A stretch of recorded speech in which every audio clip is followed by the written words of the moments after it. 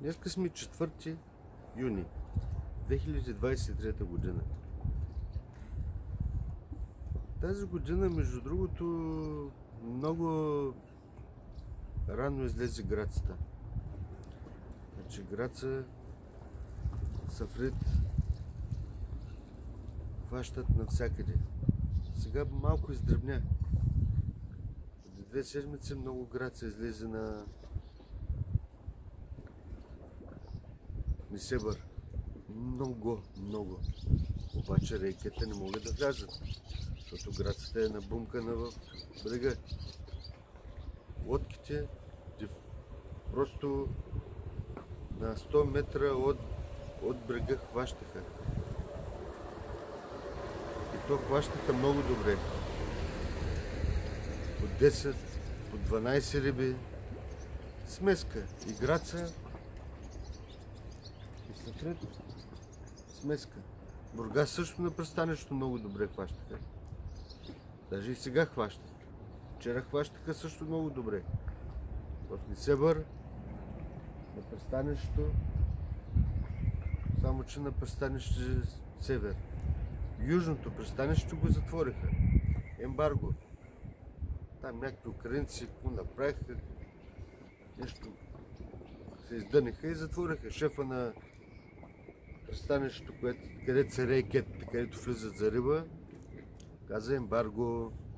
И сега пристанището е затворено.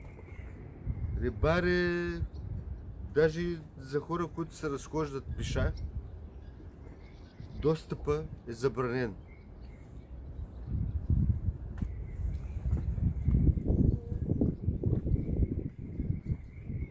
Има места, където има риба. Тоест сега рибата е навсякъде, грацата е навсякъде. Делфина е натиска, нахаква е брега и се храни постоянно. Рекетите не влизат за граца, защото те са с тралове, с шинджири. Влачат, не могат да я фанат, тя е горе и брега. Рекетите трябва да са навътре, не може да я хванат от брега.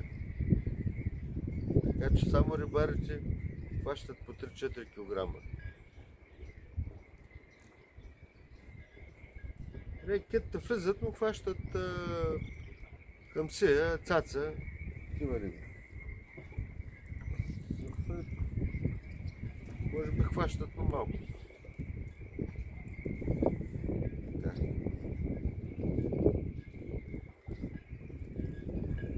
Заслужавате да хващате повече. Чапаретата на Иван Бадаламенте. Запомнете го. Иван Бадаламенте от град Несебър.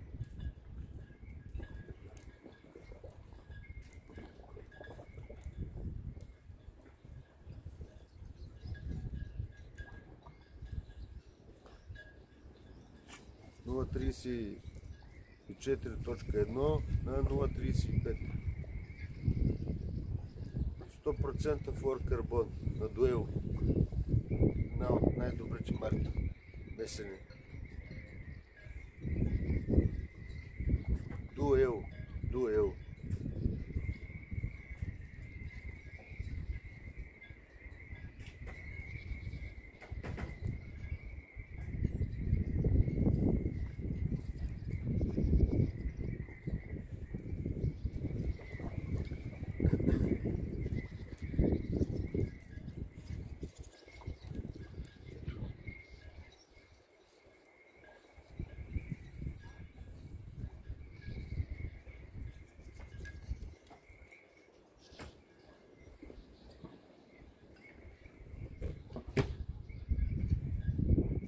Това е номер 2 от Шил.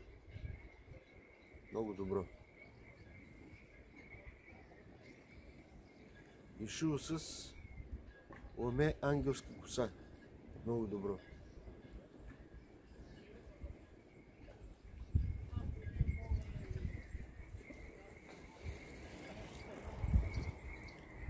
Ето рибарите идват, хващат попчета. Ама тук изглежда няма сафрит. Сафрит е отпред. Иска се лодка на 100-200 метра отпред. Пред пристанището. Ето Лъздачите идват. Лъздачите работят добре.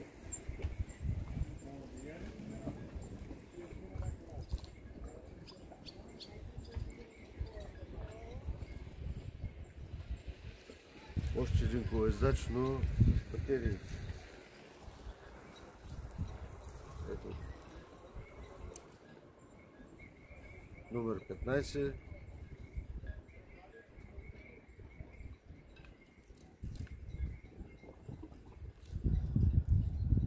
Така, стараем се да ги правим добре. Още да ви кажа, когато се върнете от риболов, примерно с мое чепаре, много е важно, ако няма много риба, да го измиете под чашата вода. Ето. Измивате го под течащата вода, латка, да падне солта. И на другия ден го ползвате пак. Ето. Със специална тръба, да може самата контра да не разжаства. Защото като я набучите на стиропор, тя веднага почва да разжаства самата контра и най-важното острието на куката. Почва да разжасва и става ръждива. Докато така се запазва чепарето. Пирушината, ламето, месената се запазва много добре.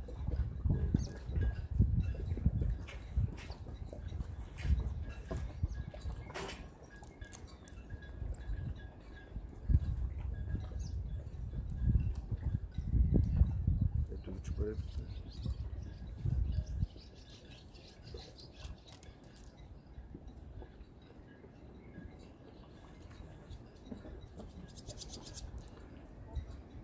Заслужавате да хващате повече. Не забравяйте. До нови срещи!